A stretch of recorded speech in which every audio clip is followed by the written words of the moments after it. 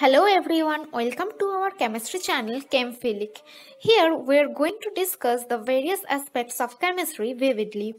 For more videos, please go through the description box. Link is available there. And if you think this is useful, then please like, share and subscribe. Today we are going to start the chapter Periodic Table. As the name itself indicates, periodic. So what is the meaning of this term periodic? Periodic means the repetition of same trends after a regular interval, and table means tabular form. That means in this chapter we are going to arrange the elements in such a way that their properties will be repeated after certain regular intervals.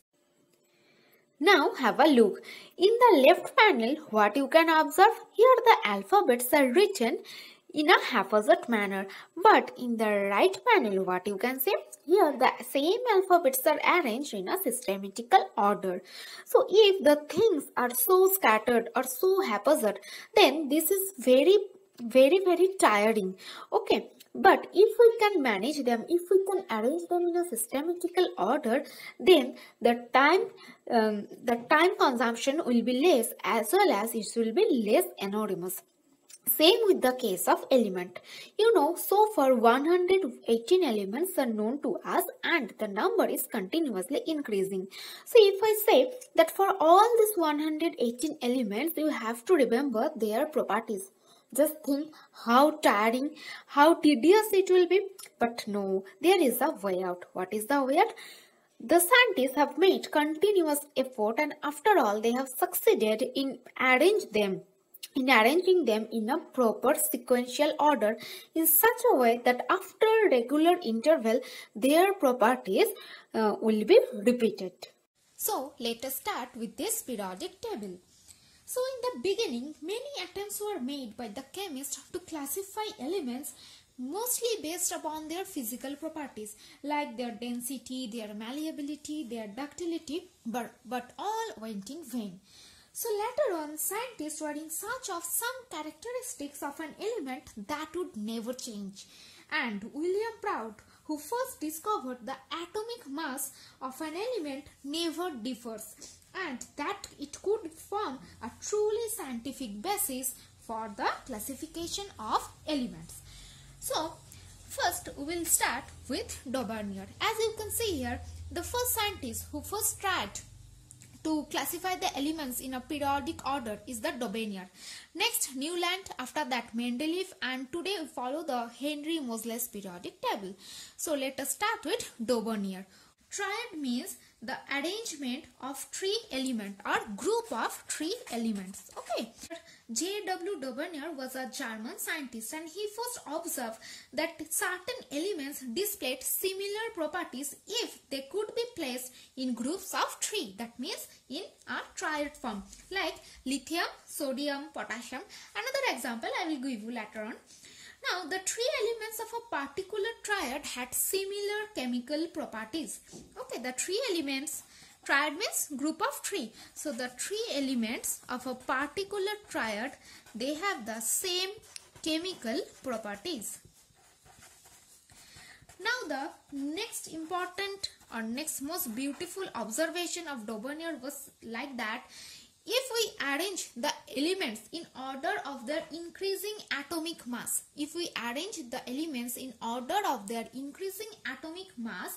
then the atomic mass of the middle element is approximately equal to the arithmetic mean of atomic masses of other two elements. Okay, like I am giving you one example, then it will be more clear. I am now writing the elements like lithium, sodium, potassium. They are the group 1 elements.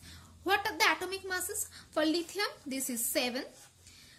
For potassium, this is 39.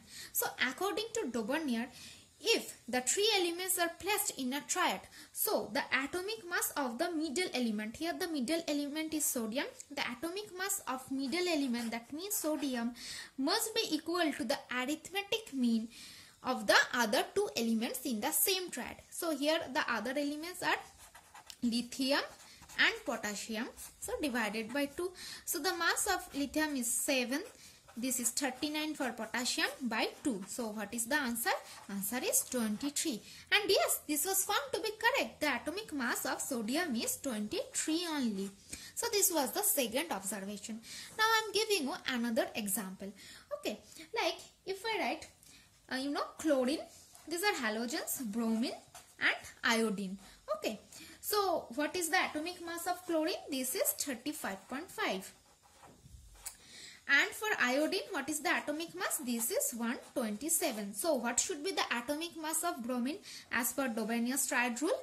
The atomic mass of bromine must be equal to atomic masses of chlorine, that means 35.5, plus atomic mass of iodine 127 divided by 2. So from here you will get the answer 81.25. And actually what is the atomic mass of bromine? It is found to be 80. So almost equal. Okay. And what that means in the first point, what I have mentioned, that all the three elements in the same triad, they have the same chemical properties. So what are the similarities in properties of these elements in this triad, lithium, sodium, potassium? They all have 1 electrons in its outermost shell. That means the valency is 1. So they all can act as a metal, and they are very good reducing agents as well. And what are the similarities of chlorine, bromine and iodine? Because these three will form another triad. What are the similar chemical properties? Like these are all non-metals, because the number of electrons in valence shell for all these three species is 7. So they will gain electron in order to attain noble gas configuration. That means they are non-metals. Okay, and they will react with water to form acid. Again their valence is 1, because all of them will accept 1 electron. Understand? So now what are the pros and cons, that means advantages and disadvantages of Dobenius triad? So the merit was that it was the first attempt to classify the elements, okay, in order of 3. That means triad, you will arrange the elements as per their similar chemical properties in a triad manner. Okay, and what are the cons? That means disadvantages. That means it failed to arrange all known elements. Okay, it failed to arrange all the known elements. And the second one is most important, that this does not hold true for the same family. Now I am giving you one example. Like fluorine, chlorine, bromine. Okay, these are the halogens and they are from same family. So the atomic mass of fluorine is 19 and the atomic mass of bromine, this is 80. So what should be the atomic mass of chlorine as per the Dobenius triad rule? This must be 19 plus 80 divided by 2. So the answer is 49.5. Okay, so the atomic mass of chlorine must be 49.5. But no, actually this is not so. The actual mass of chlorine is only 35.5. That means this triad rule does not hold true for the same family even. Okay, so these two are the disadvantages of Dobenius triad rule. Now move to the... Now look, which one is the next scientist in the row? Yes, this is Newland. Actually, John Newland was a scientist and he was lover of music. And he arranged the elements in ascending order of atomic mass. And found that every eighth element had properties similar to properties of the first element. Okay. So, now this is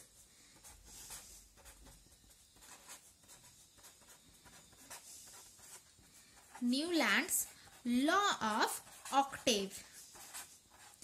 Now, do you have any idea what is meant by this octave?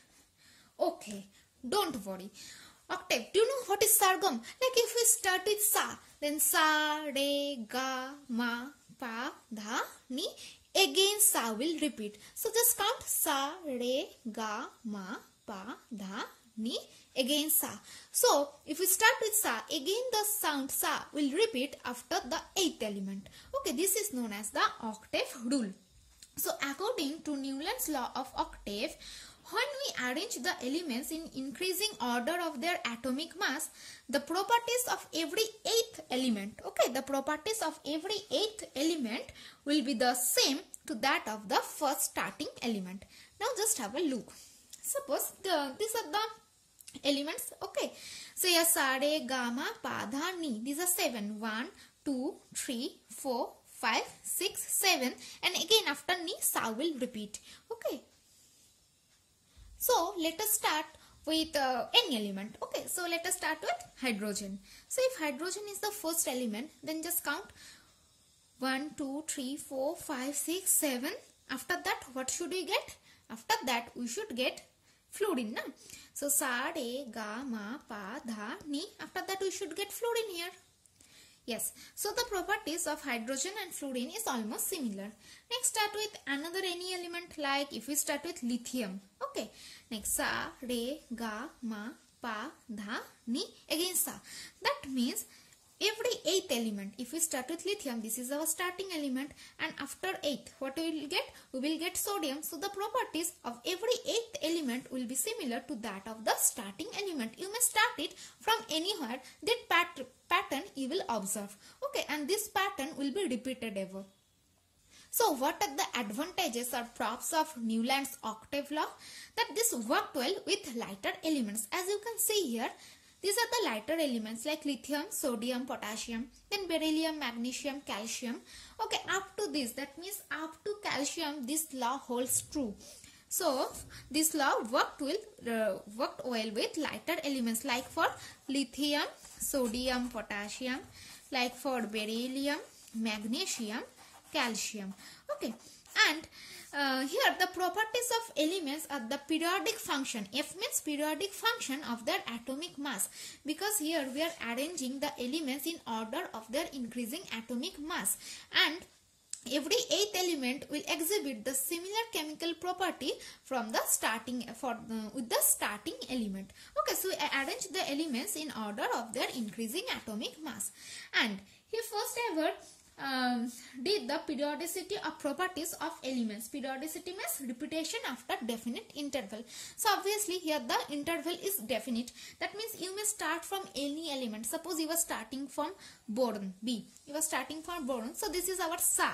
So sa, re, ga, ma, pa, dha, ni. Again sa, this is the 8th element. So the properties of boron and aluminium will be similar.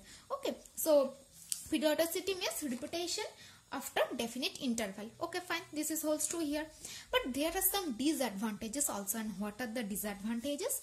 Like this is applicable only up to calcium. That means this law does not hold true for the higher elements or higher atomic mass element. This law finally is applicable up to calcium. Okay, next one, this cobalt and nickel placed with hydrogen, fluorine and chlorine. That means with these halogens, but the properties are much different. You can see here that this cobalt and nickel, these are placed with fluorine and chlorine, but actually these are halogens and the properties are far different. Okay, and another important thing, that is iron is similar to cobalt and nickel, but they are placed far apart. Where is the position of iron in Newland's law of octaves? Here this is the position of iron. Okay, this is the position of iron, and here the position of cobalt and nickel. The properties of iron is similar to that of cobalt and nickel, but they are far apart from each other. Understand? So these three are the cons of or the disadvantages of Newland's octave rule. Okay. So further vigorous studies were made by many scientists, and next in the scene came Dmitry Mendeleev. So in the next class we will discuss the Mendeleev's periodic table. So this is done for today, and if you think that this is helpful, then please like, share and subscribe.